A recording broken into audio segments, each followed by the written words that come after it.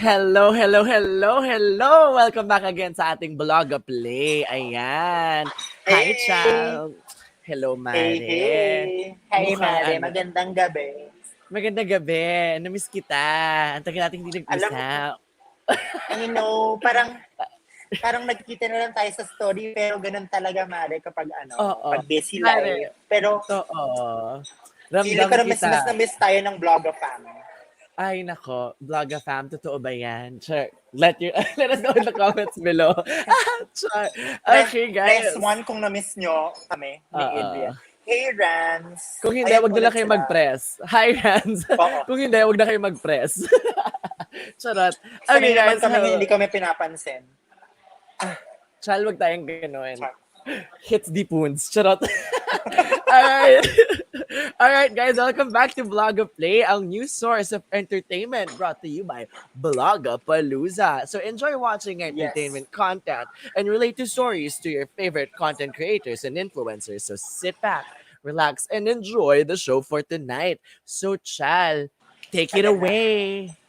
So yes, and by the way guys, hindi nyo na itatanong, very special ang ating episode for tonight kasi bakit ba special? Ito ay ang episode na actually very timely siya because this is our Halloween special.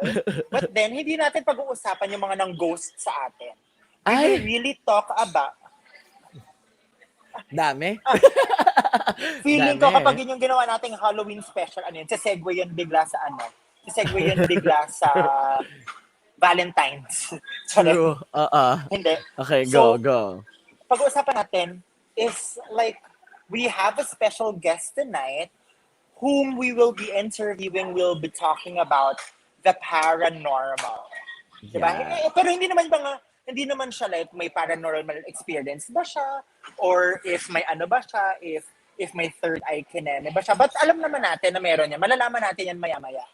But ang pag-uusapan natin actually is yung mga yung mga pinen Yes. niya na stories with regard to the paranormal. So we'll get into that later. But before anything else, I'd like to tell our blog fam that if they have any queries, questions, feel free to send them because dito sa Ask Vlog, open kami with anything. Kung paranormal yan, kung nararamdaman kayong hindi Uh-uh. normal, might it be emotional, spiritual, or mental, at kailangan nyo ng mga kasagutan, susubukan namin din sagutin niyang mga yan. Sa truth. Just use the subject hashtag AskVlog and send it to blogapalooza.ph. Yan. Yes, guys. So, Diyan. Mare, ready ka na ba para sa ating guest tonight? Ready na. Pero bago tayo magsimula sa ating guest, no, may remind natin ng mga audiences natin sa live na ito ay meron oo nga tayong pala. ongoing giveaway. Ayan. Di ba, guys? So, if you Nakalimutan guys... ko may pag-giveaway. Nga, okay lang yun. Surprise din sa atin yun. May pag-giveaway tayo tonight. Yes. Ayan. So habang nanonood tayo ng live, hindi lang kayo makakarinig at may enjoy yung mga bagay-bagay na pag-uusapan natin tonight. May chance kayo manalo ng prizes. So mamimili kami ng 3 winners from the comments and i-announce namin siya at the end of the show. Ang kailangan lang natin gawin ay maging active sa ating discussion tonight. Tapos i-share natin ang live na ito. So let us know in the comments below how ready you are to talk about this.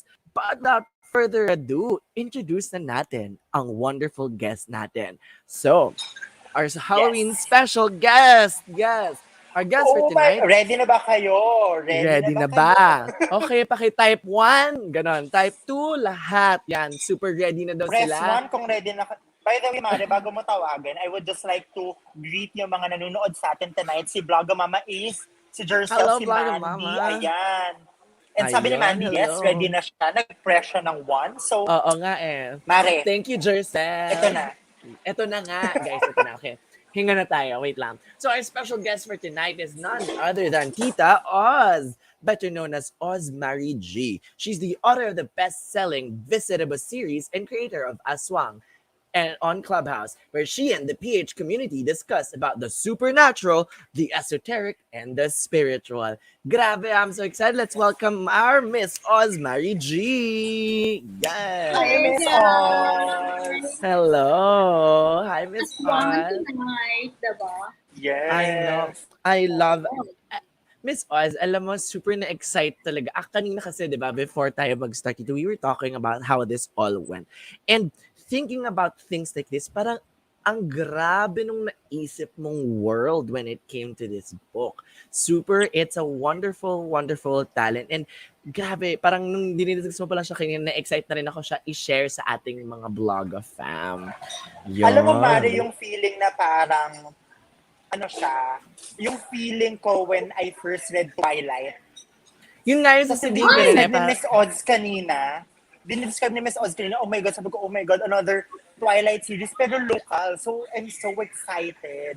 I'm super yes. excited for it. Kasi parang, syempre, hashtag support local tayo. Exactly. Hindi lang Agree. yon. Hindi lang 'yon. Nung kinuwento din sa atin ni Miss Oz kanina, yung mga parang mangyayari dun sa book niya na it was all about aswang and yung Viscerebus and 'di ba visual eaters and succubus. Parang ginawa niya talaga yung culture natin within that ano kasi aswang the aswang culture has always been in the stories natin, yung mga alamat, yung mga nananakot sa atin, yung mga bata tayo. So going into that was a very interesting take on it. So sobrang na-excite ako to i-share natin siya sa mga tao natin here sa ano, it's okay. Yeah, anyways.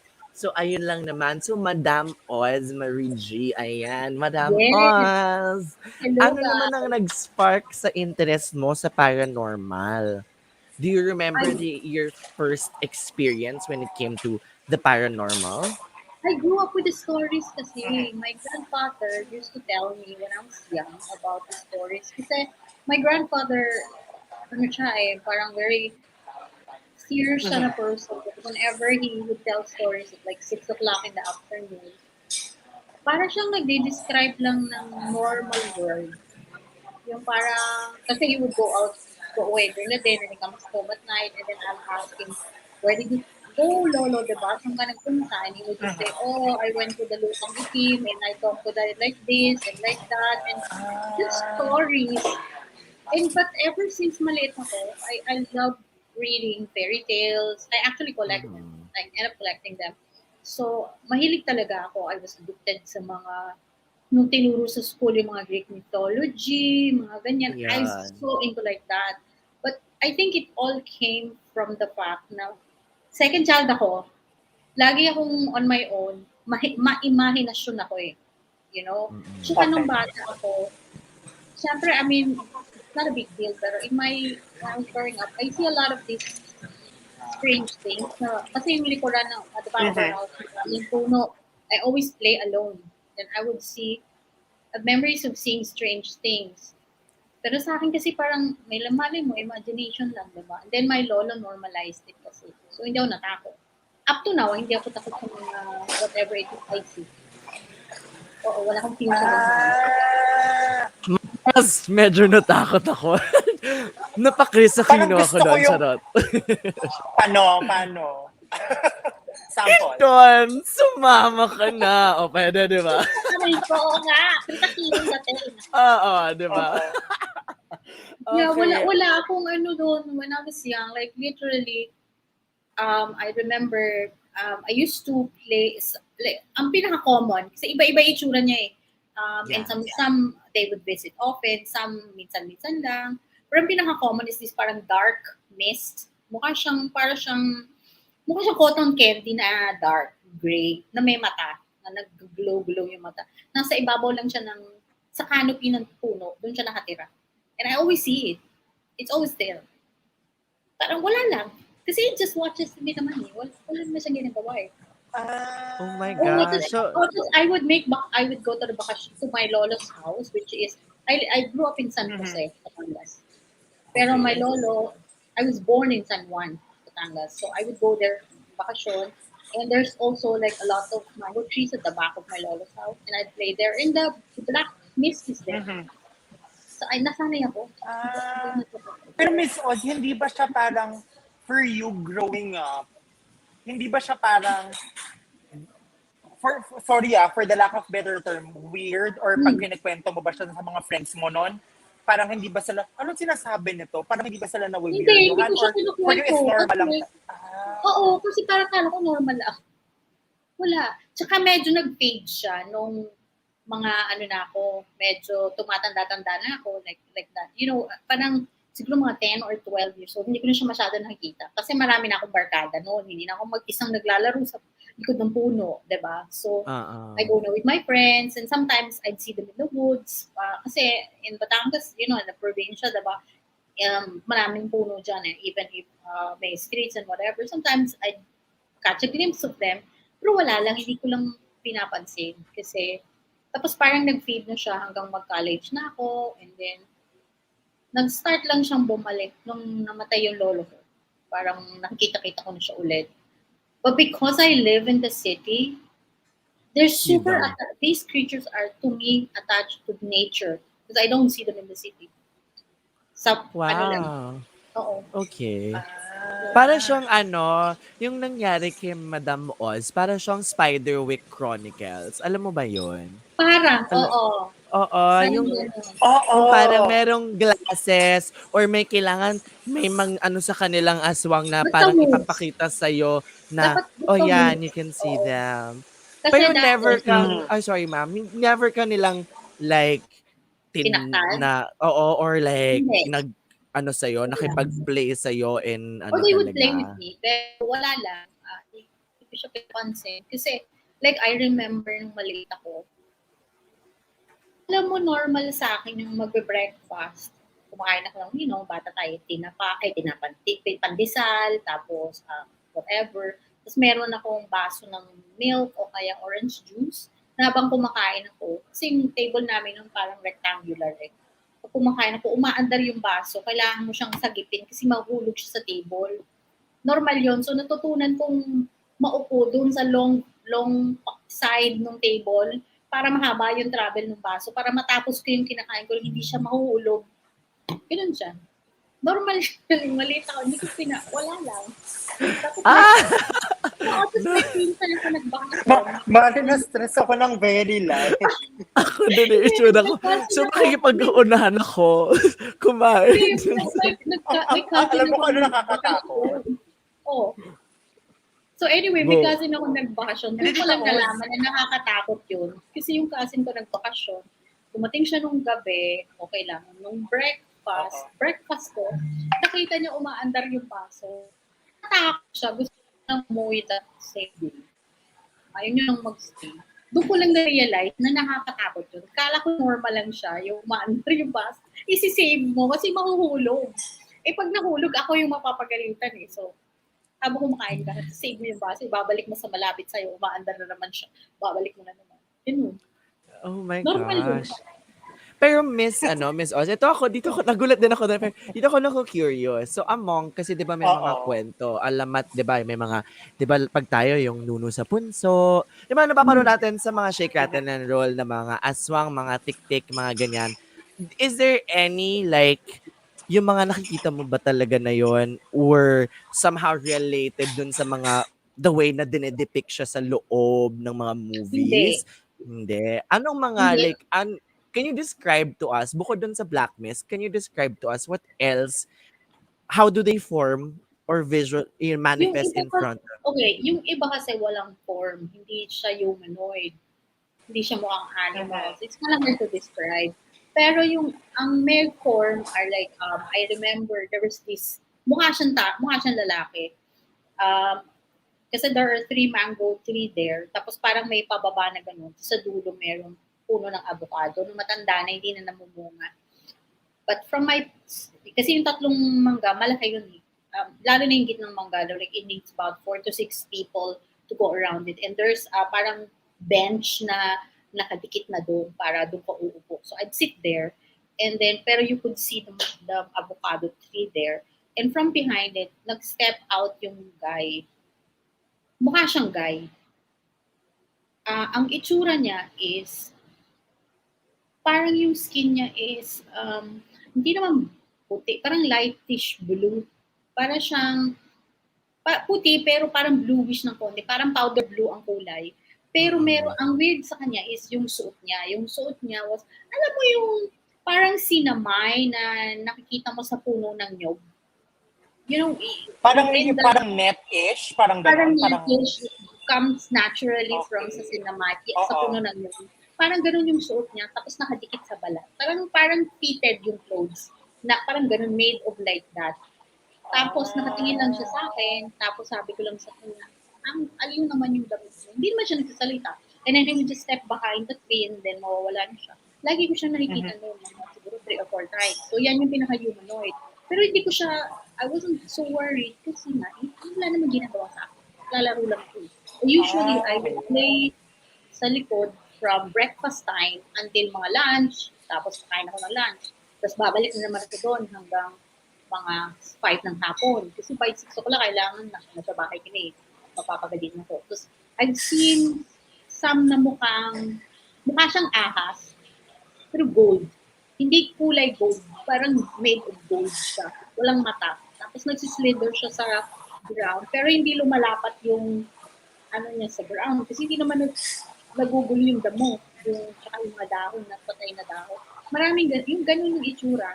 Tapos, eto bird, ano ko siya nakita. Travel agent kasi ako nung, younger, right, hindi pa ako nagka-college. Ay, hindi, nag-college na ako, di pa nag-graduate. So, we went to Mount Panahaw. Diba Mount Panahaw is known for this. Nagpupunta kami ng tour. 3 times akong umakyat doon. In different locations. Araw, hindi gabi. I would see para siyang cluster of fireflies. Madaming fireflies cluster, pero they're enveloped inside a blue mist. Lagi ko nakikita. 3 beses ko siya nakita in 3 different dates. Actually, yung first was, I think, months ang pagitan on the second akyat ko. And yung third ko nakita is mga 2 years after. So, lagi kong nakikita yung blue, yung fireflies na yon na may blue mist. Para bang kailangan siyang nakalagay sa blue mist, kasi daytime para makita mo yung glitter ng fireflies. Kasi yung hirap makita ng fireflies, di ba, pag araw, kasi maliwanag. O, yun, ganun. Mga ganyan. Wow. Okay. Gusto ko yung pagkaka-describe siya. niya, Mare. Parang normal lang na very, sorry I know for you it's normal, pero for us kasi parang nakikita ko yung mata namin ni Adrian, pinoprocess namin siya because it's not that we're weirded out. We're trying to actually put ourselves, I'm trying to put myself in that world. Na parang, ay, ano kaya talagang itsura niya? Parang asaya na. It's so fascinating. Lang for me.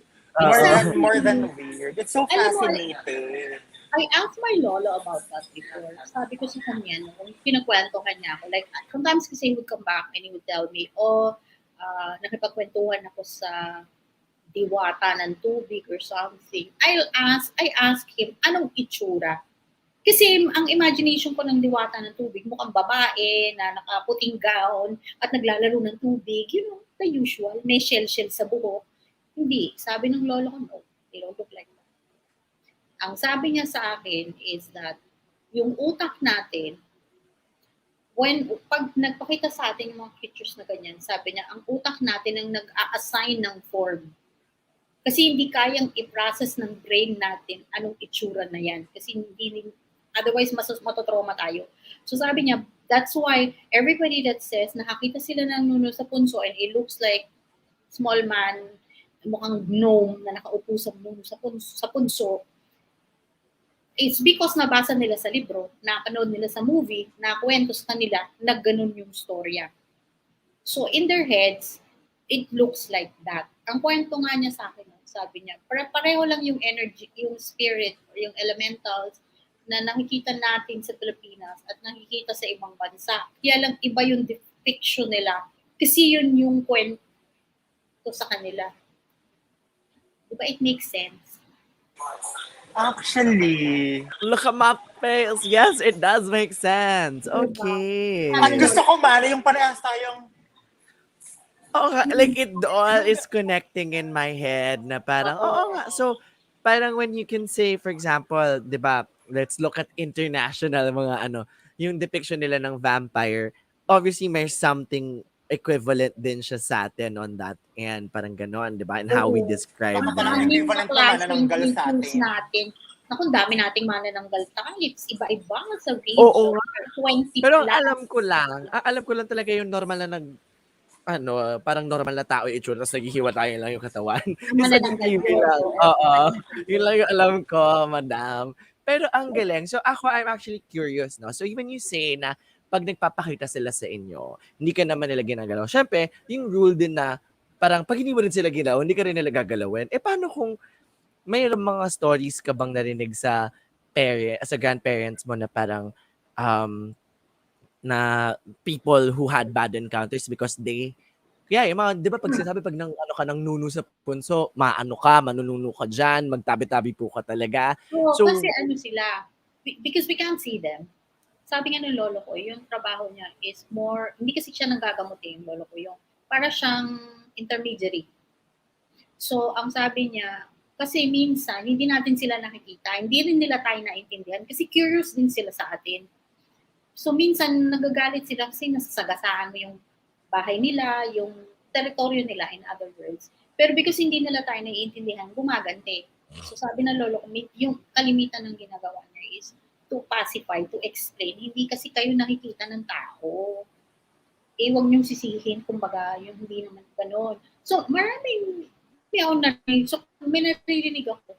Naniniwala na lang ako kasi, ang trip naman kasi sabihin yung tao na diba? Wala ka naman doon sa experience. Tapos, you don't know what they saw. Like ako, alam ko kung ano yung nakita ko. But, I always tell myself, it's possible that this is supernatural, or it's possible that there's a jewel in my brain that makes me see these things.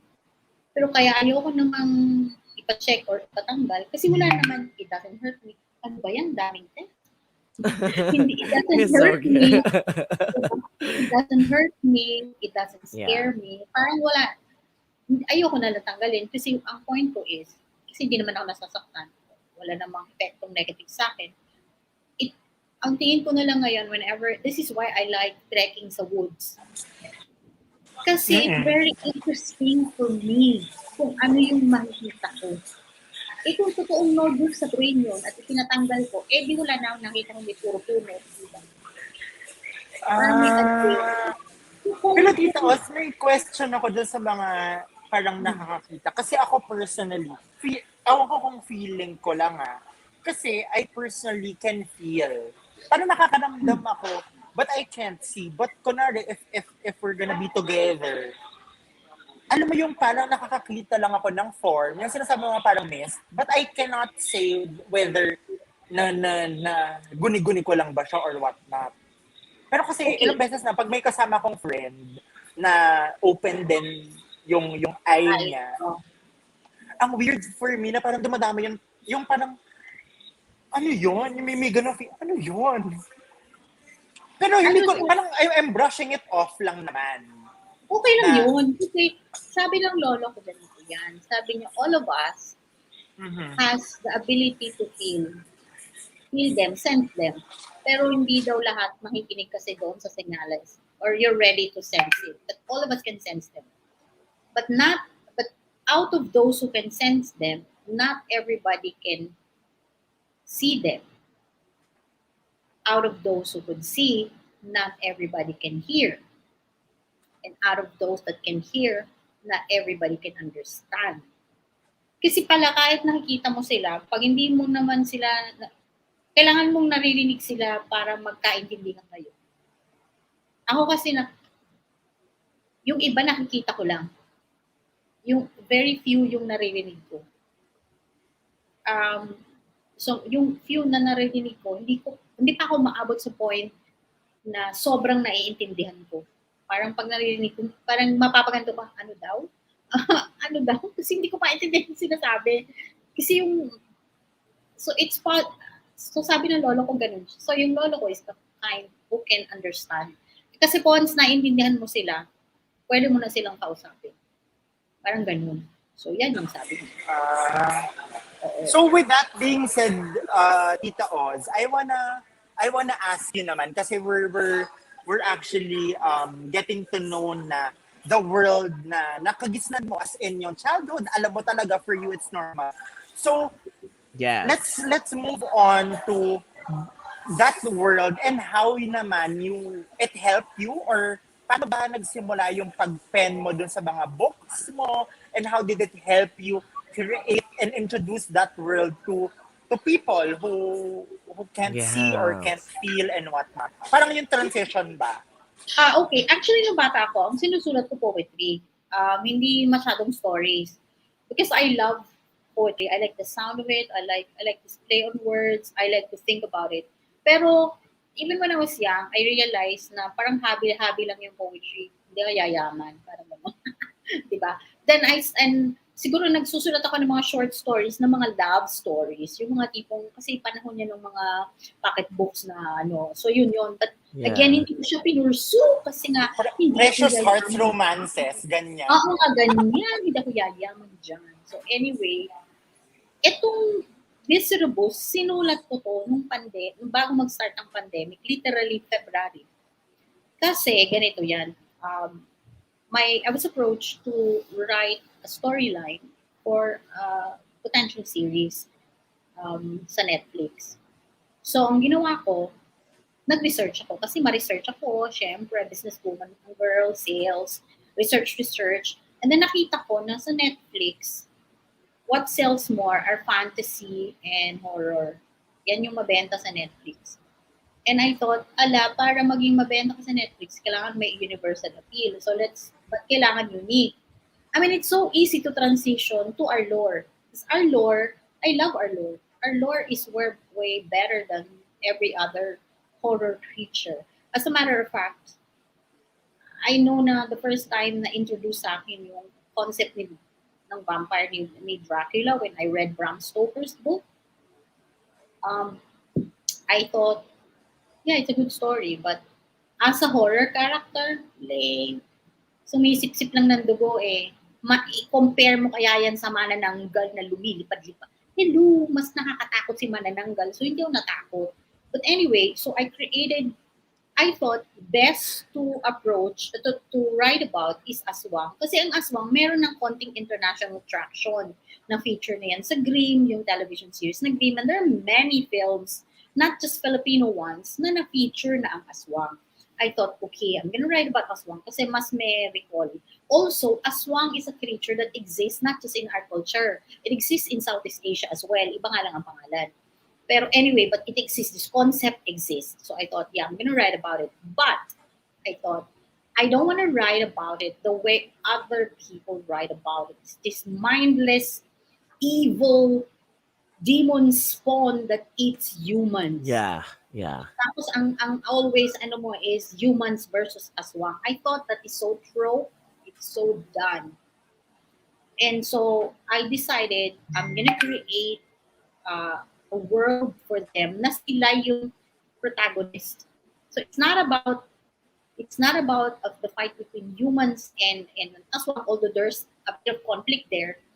Pero I thought gusto ko silang bigyan ng humanity, ng appeal. Kasi ang goal ko talaga, make them sexy and compete with the vampires and werewolves lore. Kasi malaki yan sa publishing world, talagang may subgenre na ang daming following. So I thought, I'm gonna compete in that way.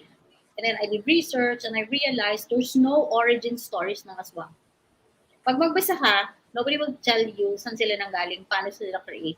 There are stories about paano ka maging aswang, yung tipong ipapamana sa'yo, yung luluno ka ng ibon na itim, etc. blah blah blah. Pero the true origin story, wala.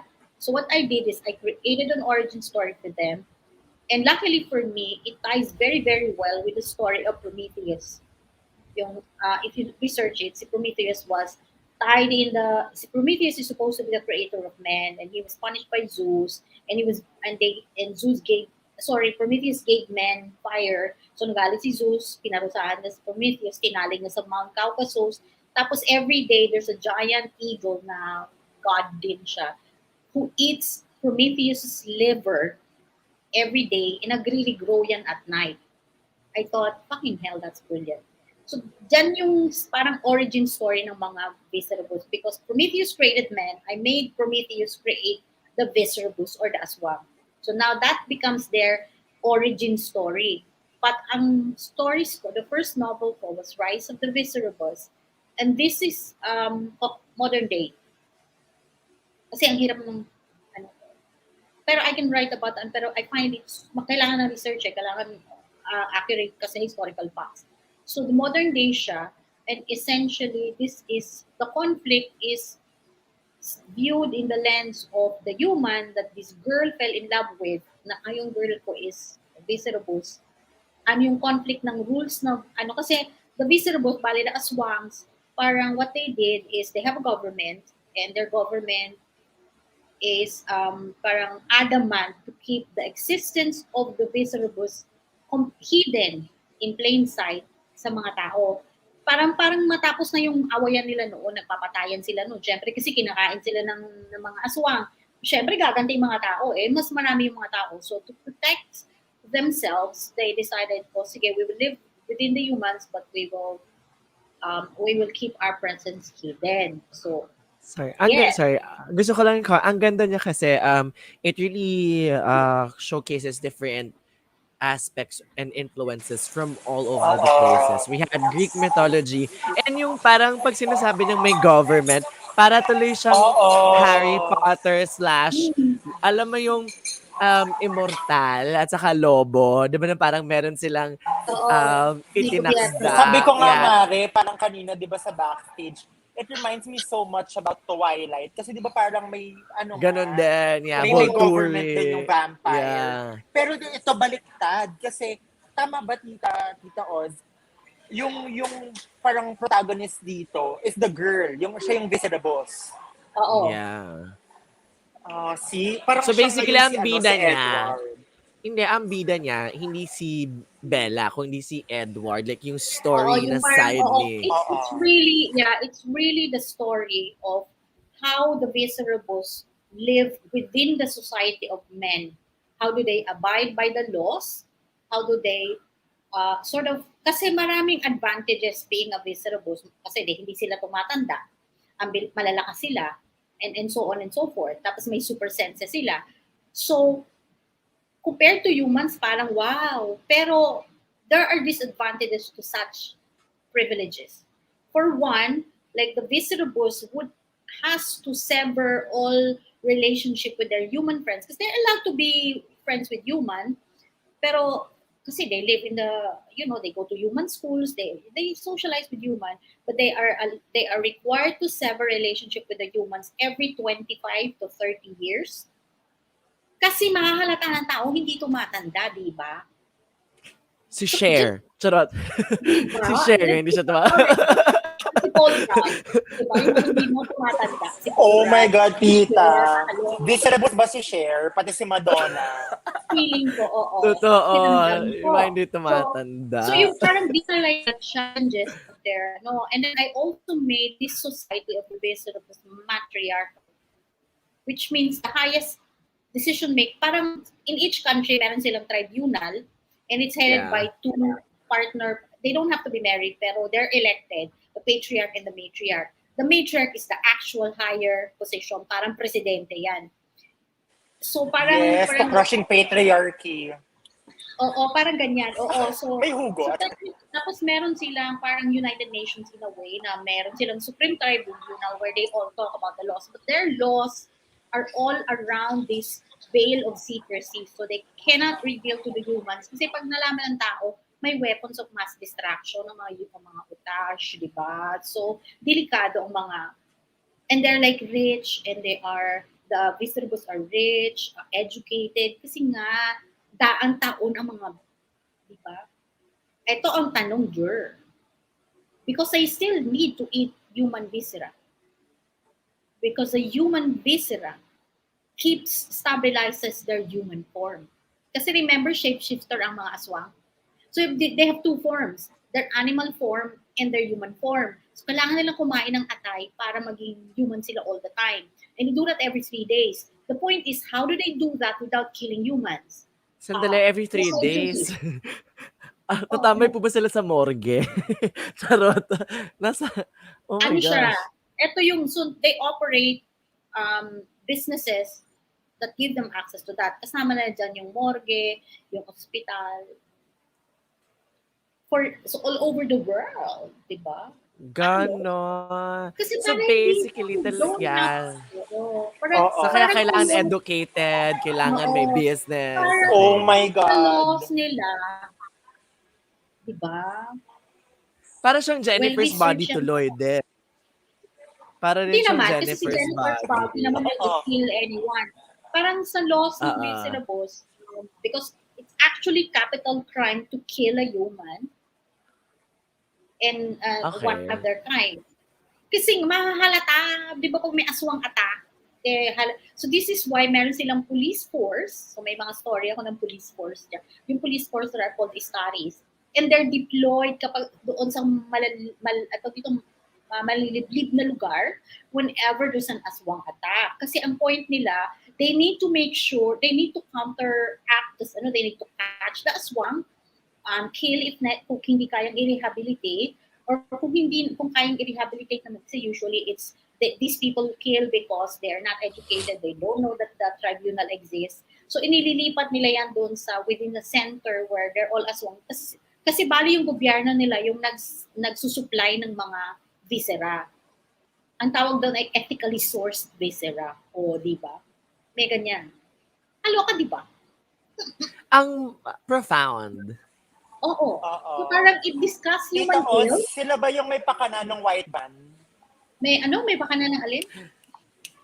Ng white Ng white van. van, yun ang nangunguha daw ng, Ay, alam mo kaloka. yun ang nangunguha daw ng tao. Na, pag may Ano nakita yung ka daw white bawal van, yun? iwasan mo. Bawal Bawal daw. yun. Bawal ba? Kasi magkakabisuhan. Hindi Ako, ethical may yun. question ako.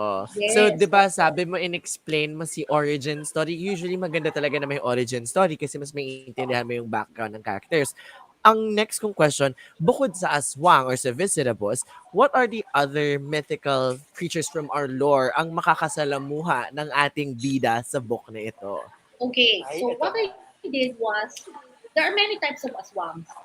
In-incorporate ko siya sa isang klase. So I explained what the manananggals are, what the tiyanaks are.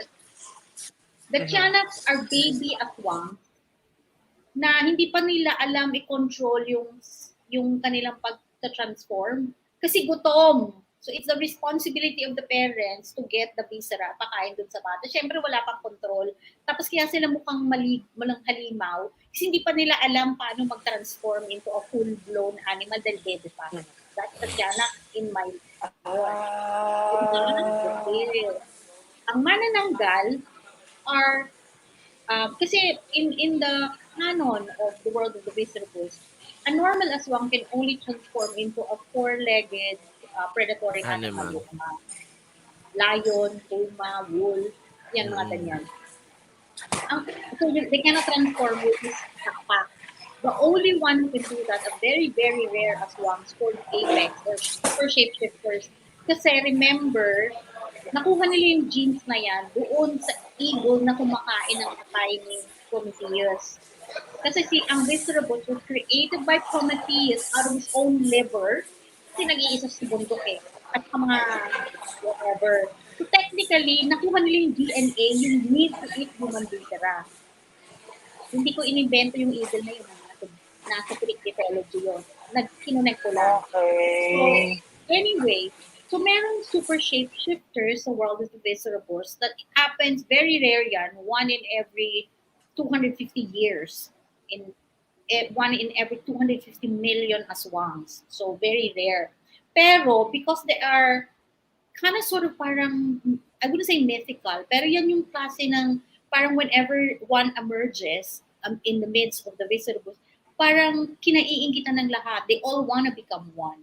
So ang nangyayari, they try to force themselves to transform into a winged aswang. Since hindi sila made for that, because they're not super shapeshifter, what happens is they separate their bodies from, like hindi nila magawa. So, ang pagiging manananggal in the canon of World of the Visceribus is it's a failed transformation of an aswang. And the reason why humans have seen them, kasi namamatay yung aswang. Ikaw ba naman ang mahati, ang katawan, hindi ka ba namamatay, di ba? So, kung namatay na siyang ganyan, o di ba nakita ng mga tao, hala, merong tao, may pakpak, tapos kakalahati ang katawan, manananggal. That's how it happens. So, that's how it's explained in the lore. Oh my God. Super I interesting, know. Mare. Totoo. So, kasi I really like stories na very close to truth. Mas madali ka kasing maka-immerse pag close to truth. Like, the other creature I have in my lore are the tikbalangs. I call them the Ecubus. EQ for queen, which so sila yung parang unique kind of aswang that transforms into a horse rather than An animal that's predatory. sila yung vegetarian vegan version ng mga aswang. Kasi they don't need to eat so much. They still have to have viscera, but hindi as often and not as much. Yun yung difference. So, Okay. parang ganyan. I In love. fairness, Okay. no? Totoo. Okay, may Very constitution siya. yan, pero hindi ko lang inilalagay sa libro because it's boring. Who wants to read a constitution? But I have an almanac on the site where all these constitutions are written. And I create that. Kasi para when I write story, when I write a storyline, naintindihan ko what is allowed and what's not allowed. Otherwise, I'll be putting plot holes in my own stories. Yan ang Galing. job ko sa libro. The talent, the Oo. everything is intense. Like yung Oh my utak ka God, doon. it's like, oo.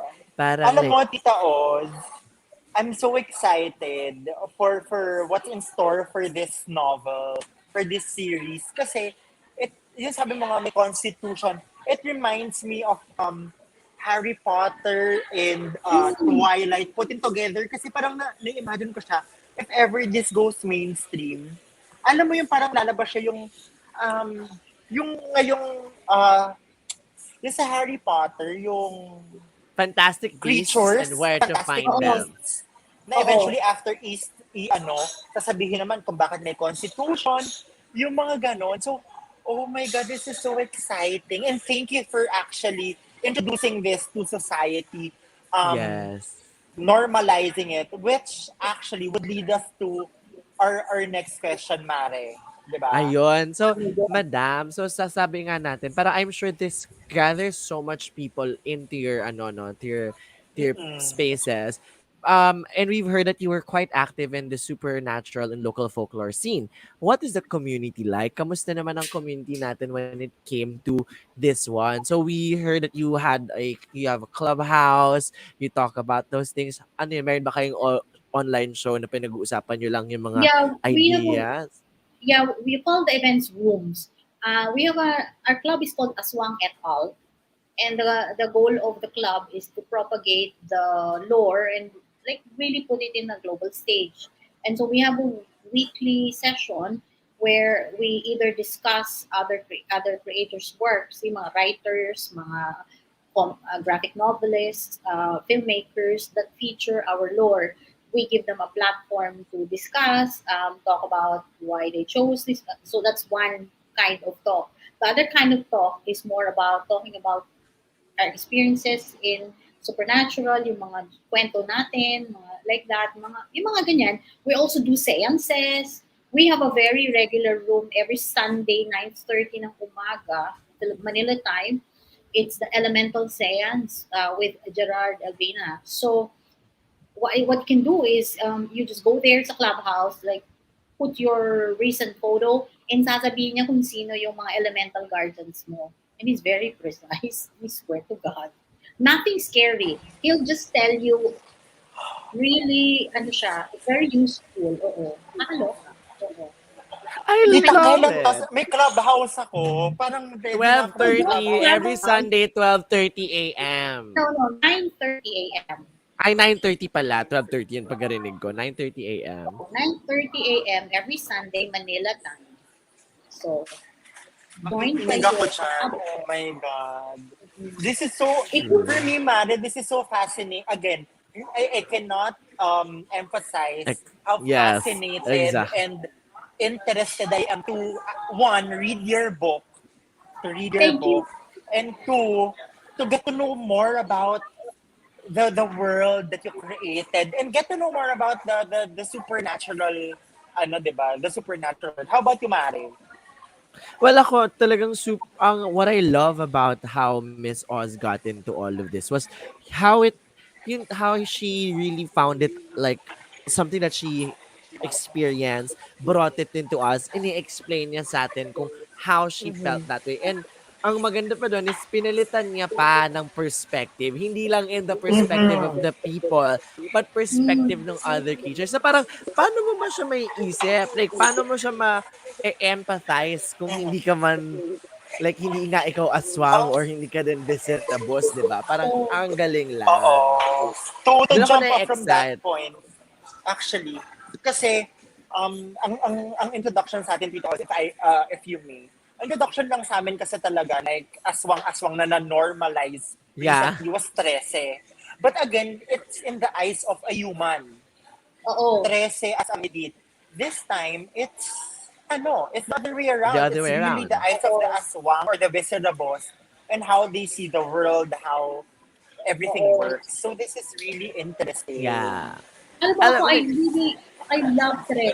I love the way it's a crime genre. I love that it's so accurate to our lore. I love it. But at the same time, I'm so glad my approach wasn't like that. Kasi hindi mo nang pwedeng talunin si 13. Nauna na yan eh. Tsaka maganda yung pagkasulat. I've read of Teresa before. I've read one comic book of Teresa before I wrote my books. Pero ang tagal-tagal na nun. And hindi ko talaga siya naisip nung sinulat ko because ang goal ko talaga is how do I bring this creature into the global reader. So kailangan meron siyang global appeal somewhat without having to change them too much. Kasi it's true to form. They eat human viscera. They shape shift, which lahat ng aswang, di ba? Sabi nila, nagiging baboy, etc., blah, blah, blah. But then I kind of connected a lot of this lore and make it a little bit more cohesive. Kasi ang tingin ko, ang hirap kasing i-justify na nag-violate ng canon yung story mo. Kailangan meron siyang bind. So, okay. ganun siya. Ma-research ako.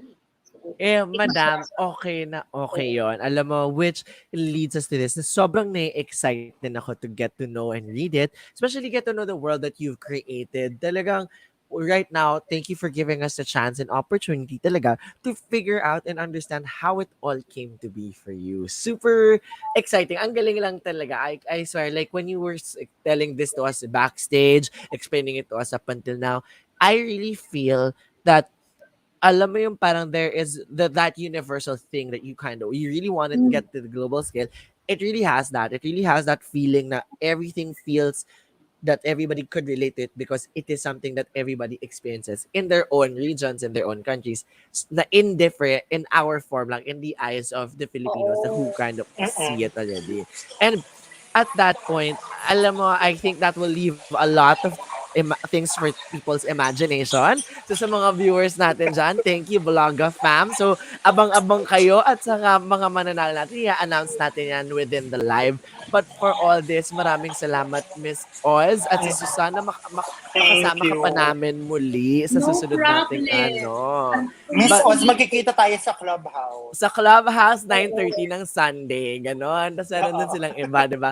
So, Aswang et al. Ang kanilang group sa Clubhouse. If you guys have Clubhouse, Yes. you can follow them there. So, Miss Oz, maraming salamat sa oras mo ngayong gabi. Pero bago ba natin ang lahat, saan ka namin pwede pang masusuportahan? Anong mga social media handles and everything else? Go Okay, for I it. have a Twitter.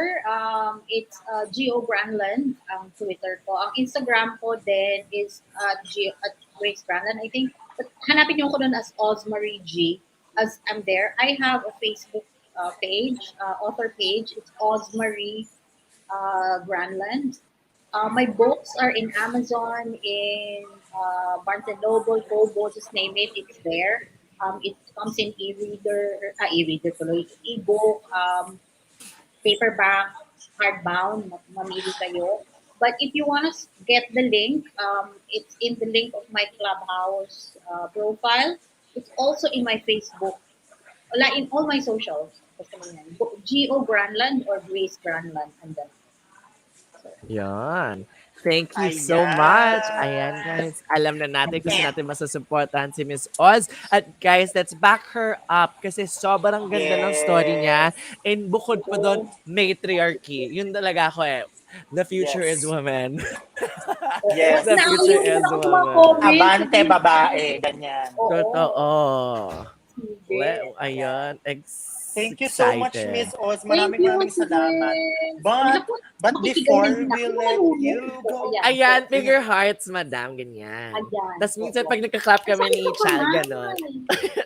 You're thankful to the fingers, di ba? Yes. O siya. Go for Miss it. Oz, before we let you go, syempre gusto ko namin kasama dito sa stream na to when we announce the winners dun sa pag-giveaway natin ngayong gabi. So, tech team, sino ba ang nanalo? Paki-flash. Our winners is hello. Mandy Rillo, Ayan. Jercel Pasqua, and Rick Charles Kayat. Congratulations, Yay, and winners, please message congratulations. the Blogger Play Facebook page to claim your prize. So, ayan. Ayan. And, Miss Oz, di ba, sabi mo nga kanina sa backstage, they have an option whether the physical book or you can tell us if you want the e-book na lang. Oo, So, mabilis yung e-book kasi I can just give you a link. Teka pala, how, yung tatlo na yan, who won? Kasi I have 3 books eh. Which one won which? Oo. Kayo bahala magsabi sa akin. Yes. Ay, We'll yes. message you. We'll coordinate with you, Miss Oz. Ayan. Yes. Oo. Feeling namin, papakiramdaman mo, actually, feeling namin papakiramdaman mo kung sino yung bibigyan ng... Ano yung gusto May- mong pabasa I sa love this kanila? book. I don't know, maybe siguro tanungin mo sila which ones they like. The first book is Rise of the Viscerebus. It's a dark romance fantasy. Beast of Prey is also dark. It's grim dark. That's what my publisher said. And The Keeper is more YA. Pero I love, sobrang, ang ganda yung love story nila. Parang it's a kind of love story I wish I had when I was young. Sobra. So anyway. I so love yun. it. Oo. Ayun. Yay! Congratulations, What a Blogger wonderful, congratulations, and what a wonderful way to Sige. end the stream.